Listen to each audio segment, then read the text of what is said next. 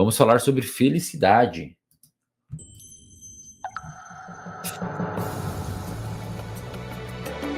A gente botou as legendas aqui, tá, galera? Você vai ter que olhar para a tela. What keeps us healthy and happy as we go through life? If you were going to invest now in your future best self, where would you put your time and your energy? There was a recent survey of millennials asking them what their most important life goals were. And over 80% said that a major life goal for them was to get rich. Olha só, And cara. another 50% of those same young adults said that another major life goal was to become famous. Pausa aí. Você vê, né? 80% da galera diz que o principal objetivo da vida é ser rico e 50% famoso. Isso é legal, tá? Até para vocês que é uma técnica de apresentação que o apresentador está utilizando aqui, que é o quê? Você joga inicialmente essa ideia de que, bom, olha só o que as pessoas acham que precisam para ser feliz. Ser rico e ser famoso. E agora, mais para frente, ele vai apresentar o que a ciência diz sobre ser feliz. Vai lá. And we're constantly told to lean into work, to push harder and achieve more. We're given the impression that these are the things that we need to go after in order to have a good life. Pictures of entire lives, of the choices that people make and how those choices work out for them, those pictures are almost impossible to get. Most of what we know about human life, we know from asking people to remember the past. And as we know, hindsight is anything but 20/20. We forget vast amounts of what happens to us in life. And sometimes memory is downright creative. But what if we could watch entire Presta atenção aqui, galera. as they unfold through time? What if we could study people from the time that they were teenagers all the way into old age to see what really keeps people happy and healthy? We did that. The Harvard study of adult development may be the longest study of adult life that's ever been done. For 75 years, we've tracked the lives of Olha isso que legal, cara. 724 men. Year after year, asking about their work, their home lives, their health, and of course, asking all along the way without knowing how their life stories were going to turn out. Studies like this are exceedingly rare. Almost all projects of this kind fall apart within a decade because too many people drop out of the study, or funding for the research dries up, or the researchers get distracted, or they die, and nobody moves the ball further down the field. But through a combination of luck and the persistence of several generations of researchers, this study has survived. About 60 of our original 724 men are still alive, still participating in the study, most of them in their 90s. And we are now beginning to study the more than 2,000 children of these men. And I'm the fourth director of the study. Since 1938, we've tracked the lives of two groups of men. The first group started in the study when they were sophomores at Harvard College. They all finished college during World War II, and then most went off to serve in the war. And the second group that we've followed was a group of boys from Boston's poorest neighborhoods. Boys who were chosen for sacaram, né? Os caras acompanham uma galera desde 1940, sei lá, dois grupos, um grupo rico de estudantes de Harvard e um grupo pobre de Boston. Desses 700 e poucos que começaram lá atrás o estudo, 60 estão vivos. E eles deixaram mais de 2.000 filhos. E aí é claro, né? Alguns deles morreram, outros mataram alguém, outros se mataram, outros desenvolveram depressão, outros ficaram ricos, outros ficaram pobres, outros andaram na escala financeira, né? Às vezes um rico ficou pobre, um pobre ficou rico. E aí, como você tem o acompanhamento da vida desses caras, e o maluco ali é o quarto diretor desse estudo, você consegue tentar ver qual a variável que está associada com aqueles que vivem hoje que são mais felizes. Vai lá. Specifically because they were from some of the most troubled and disadvantaged families in the Boston of the 1930s. Most lived in tenements, many without hot and cold running water. When they entered the study, all of these teenagers were interviewed, they were given medical exams. We went to their homes and we interviewed their parents. And then these teenagers grew up into adults who entered all walks of life. They became factory workers and lawyers and bricklayers and doctors. One president of the United States. Olha só. Some developed alcoholism. A few developed schizophrenia. Some climbed the social ladder from the bottom all the way to the very top. And some made that journey in the opposite direction. The founders of this study would never in their wildest dreams have imagined that I would be standing here today, 75 years later, telling you that the study still continues. Every 2 years, our patient and dedicated research staff calls up our men and asks them if we can send them yet one more set of questions about their lives. Many of the inner city Boston men ask us, why do you keep wanting to study me? My life just isn't that interesting. The Harvard men never asked that question.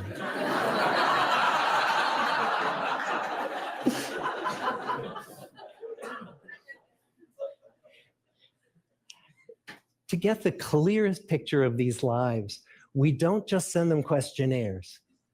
We interview them in their living rooms. We get their medical records from their doctors. We draw their blood. We scan their brains. We talk to their children. We videotape them talking with their wives about their deepest concerns. And when about a decade ago, we finally asked the wives if they would join us as members of the study, many of the women said, you know, it's about time. So what have we learned? What are the lessons that come from the tens of thousands of pages of information that we've generated on these lives? Well, the lessons aren't about wealth or fame or working harder and harder. The clearest message that we get from this 75-year study is this: good relationships keep us happier and healthier, period. We've learned 3 big lessons about relationships. The first is that social connections are really good for us and that loneliness kills. It turns out that people who are more socially connected to family, to friends, to community are happier, they're physically healthier, and they live longer than people who are less well connected. And the experience of loneliness turns out to be toxic. People who are more isolated than they want to be from others find that they are less happy, their health declines earlier in midlife, their brain functioning declines sooner, and they live shorter lives than people who are not lonely. And the sad fact is that at any given time, more than 1 in 5 Americans will report that they're lonely. And we know that you can be lonely in a crowd and you can be lonely in a marriage. So the second big lesson that we learned is that it's not just the number of friends you have, and it's not whether or not you're in a committed relationship, but it's the quality of your close relationships that matters. It turns out that living in the midst of conflict is really bad for our health. High conflict marriages, for example, without much affection, turn out to be very bad for our health, perhaps worse than getting divorced. And living in the midst of good, warm relationships is protective. Once we had followed our men all the way into their 80s, we wanted to look back at them at midlife and to see if we could predict who was going to grow into a happy, healthy octogenarian and who wasn't. And when we gathered together everything we knew about them at age 50, It wasn't their middle-aged cholesterol levels that predicted how they were going to grow old. It was how satisfied they were in their relationships. The Caramba. people who were the most satisfied in their relationships at age 50 were the healthiest at age 80. And good, close relationships seem to buffer us from some of the slings and arrows of getting old. Our most happily partnered men and women reported in their 80s that on the days when they had more physical pain, their mood stayed just as happy. But the people who were in unhappy relationships, on the days when they reported more physical pain, it was magnified by more emotional pain. And the third big lesson that we learn about relationships and our health is that good relationships don't just protect our bodies, they protect our brains. It turns out that being in a securely attached relationship to another person in your 80s is protective, that the people who are in relationships where they really feel they can count on the other person in times of need, those people's memories stay sharper longer. Caramba, cara. And the people in relationships where they O feel they bagulho é uma really panaceia. can't count on the other one, those are the people who experience earlier memory decline. And those good relationships, they don't have to be smooth all the time. Some of our octogenarian couples could bicker with each other day in and day out. But as long as they felt that they could really count on the other when the going got tough, those arguments didn't take a toll on their memories. So this message that good, close relationships are good for our health and well-being, this is wisdom that's as old as the hills. Why is this so hard to get and so easy to ignore? Well, we're human. What we'd really like is a quick fix, something we can get that'll make our lives good and keep them that way. Relationships are messy and they're complicated, and the hard work of tending to family and friends, it's not sexy or glamorous. It's also lifelong. It never ends. The people in our 75-year study who were the happiest in retirement were the people who had actively worked to replace workmates with new playmates. Just like the millennials in that recent survey, many of our men, when they were starting out as young adults, really believed that fame and wealth and high achievement were what they needed to go after to have a good life. But over and over these 75 years, our study has shown that the people who fared the best were the people who leaned into relationships with family, with friends, with community. So what about you? Let's say you're 25, or you're 40, or you're 60. Pausa aí What o... might leaning into relationships... pessoal, eu acho que assim, pode tirar. Fechou. A mensagem foi passada, né? Relacionamentos são os maiores preditores de saúde na idade avançada, principalmente na idade mais velha, né? Então, se você quiser, no longo prazo, cultivar um estilo de vida que melhore o seu bem-estar, você terá que investir em felicidade. Não vai ter jeito, não vai ter como você fugir disso daí, tá? Você vai ter que investir em relacionamentos, não vai ter como você fugir disso. Qual que é o grande problema aqui? É um negócio que me deixa meio triste e ansioso com o futuro. A gente está cada vez mais, citando Bauman, líquido, né? Os relacionamentos, o amor está muito líquido. Qualquer coisa hoje, a pessoa já foge do relacionamento, a pessoa já desiste da pessoa. Qualquer conversa difícil já é suficiente para você querer o outro, ou tentar outras opções, e aí os relacionamentos duram menos, e as pessoas trocam muito de parceiro, e muitos relacionamentos é para ostentar o relacionamento, não porque você gosta da pessoa.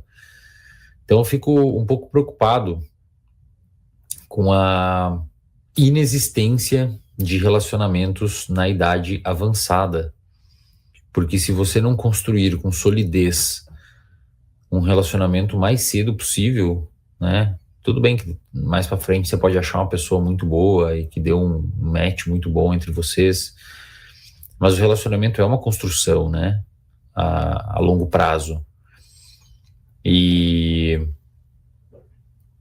E eu não sei, entendeu? Se mais pra frente isso vai piorar ou não. Um outro ponto que me gera atenção é que as pessoas estão tendo menos filho, e eu não tô aqui advogando para você ter filho.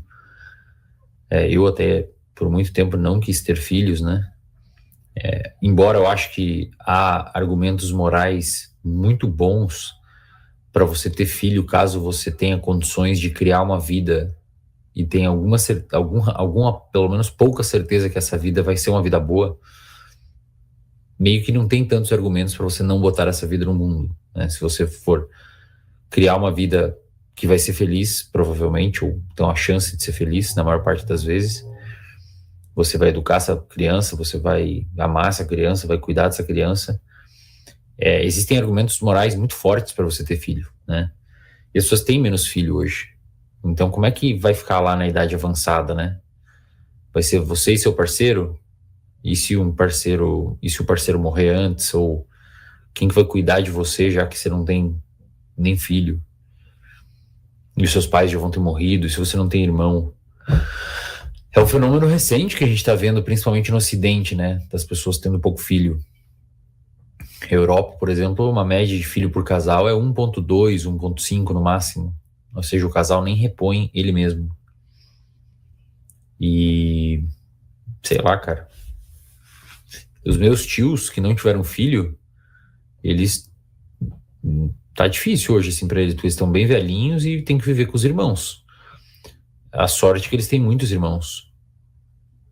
Antigamente tinham muito filho. Se ele não tivesse irmãos, eu não sei o que ele ia fazer. Então eu fico pensando, se eu não tivesse, sabe, é um negócio difícil, assim, considerando que relacionamentos a longo prazo é o que mais traz bem-estar e felicidade, e a gente está cada vez indo para um mundo mais online, mais digital. Acho que o maior exemplo disso é o Japão, né, que tem pessoas muito solitárias, muito sozinhas, e desistem da vida social totalmente. Acho que a reflexão que fica é essa, né, é a gente cultivar bons relacionamentos, principalmente num mundo cada vez menos preocupado com relacionamentos duradouros.